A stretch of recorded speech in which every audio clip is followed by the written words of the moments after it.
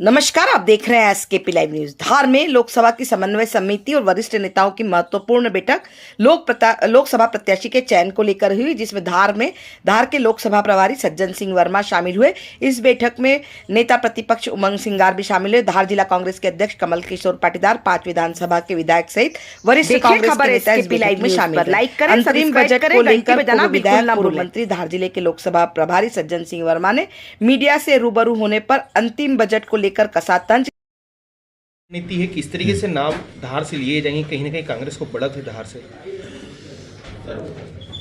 आज धार लोकसभा की समन्वय समिति और वरिष्ठ नेताओं के साथ एक बड़ी महत्वपूर्ण बैठक थी, जिसमें गुण दोष के आधार पे उम्मीदवारों की चर्चा भी हुई और किस तरीके से हमें चुनाव में सफलता हासिल करना है उस पर हमारे तमाम विधायकों से भी राय मशविरा हुआ। और सुखद स्थिति ये है कि धार लोकसभा ऐसी सीट है जहां कांग्रेस बढ़त में है और यहां का मतदाता दूसरे किसी प्रपंच में पड़ता नहीं है, सीधी नाक की सीध में चलने वाला मतदाता है। ये हमें लगता है कि धार लोकसभा हम बड़ी आसानी से, यदि एकजुटता का प्रदर्शन करते हुए हमने कदम आगे बढ़ाए, तो लोकसभा ये वाली हम निश्चित रूप से जीत रहे हैं। अभी तक जो चर्चा हुई उसमें सारे विधायकों का मन एक राय है, वरिष्ठ नेताओं का मन एक राय है। तमाम सारे नाम 8-9 नाम आए हैं, उसकी आज शाम तक शॉर्ट लिस्ट हम लोग करेंगे और 3 तारीख की बैठक में 2 की शाम को हमें मध्य प्रदेश कांग्रेस कमेटी को नाम सौंपना है ताकि वो दिल्ली नाम भेज सके। तो शॉर्ट लिस्ट आज शाम तक हम करेंगे। कांग्रेस कब तक नामों की घोषणा करेगी? देखिए, अब चुनाव तो सर पे है ही। मेरा तो मानना ये है और हाईकमान से जो मेरी चर्चा हुई कि वो भी जल्दी में है, कि जल्दी से हमारी सारी समितियों से नाम आ जाए। और उनका ये कहना है कि आप ऐसा मत डालो कि हाईकमान पे छोड़ा जाता है, आप खुद नामों की शॉर्टिंग करो, 2 नाम हो 3 नाम हो भेजो हम, और उसमें भी प्राथमिकता का कोई निशान लगा दो ताकि हम तत्काल डिक्लेयर कर सके। तो वो हम लोग लगे हैं उसमें। पूरे मध्य प्रदेश में क्या लगता है आपको कि लोकसभा में क्या स्थिति है? देखिए, लगभग 12 सीटों पे तो कम से कम हम लोग आशान्वित हैं। बहुत सारी, कुछ जगह तो हम आगे हैं और कुछ जगह बिल्कुल नैरो मार्जिन है। तो 12 सीटों पे तो मैं समझता हूँ कि यदि ईश्वर ने चाहा और आम जनता ने समझ लिया, बीजेपी का जो घृणित षड्यंत्र चल रहा है कि धर्म की आड़ में जो राजनीति का शिकार भारतीय जनता पार्टी कर रही है और मशीनों के जरिए जो लोकतंत्र की हत्या कर रही है, ईवीएम मशीनों के जरिए।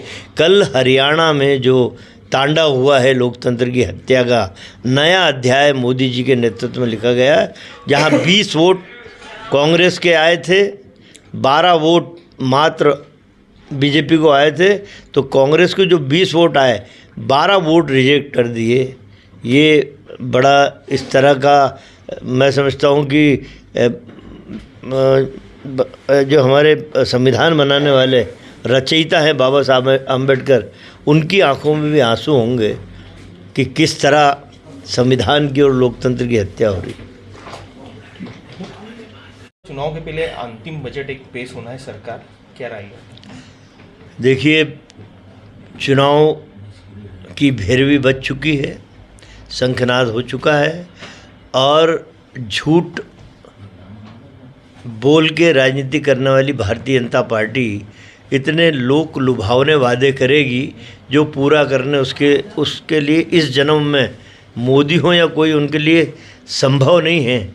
जिस तरह मध्य प्रदेश की सरकार 4 लाख करोड़ के कर्जे में डूबी है, उसी तरह भारत सरकार भी जाने कितने लाख करोड़ का कर्ज, बाप रे बाप, जो तमाम वित्तीय संस्थाएं हैं जो विश्व को लोन देती हैं, उन विश्व की संस्थाओं से जाने कितना पैसा ले रखा है।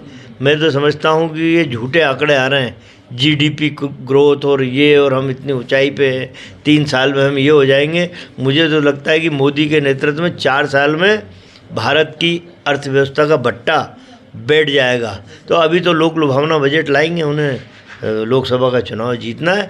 अभी आप देखिए मध्य प्रदेश में जो वादा किया था कि 2700 रुपये मिनिमम सपोर्ट प्राइस गेहूं का हम देंगे, कल घोषणा हो गई कि 2250 देंगे। चुनाव निकल गए, सरकार बन गई मध्य प्रदेश में, अब वो 2700 की बेचारा किसान राह देख रहा है।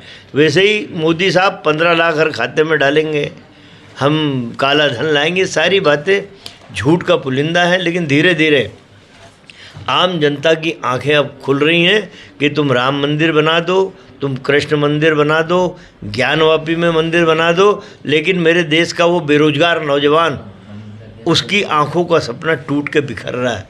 तो आगे पीछे बदलाव वही लेगा।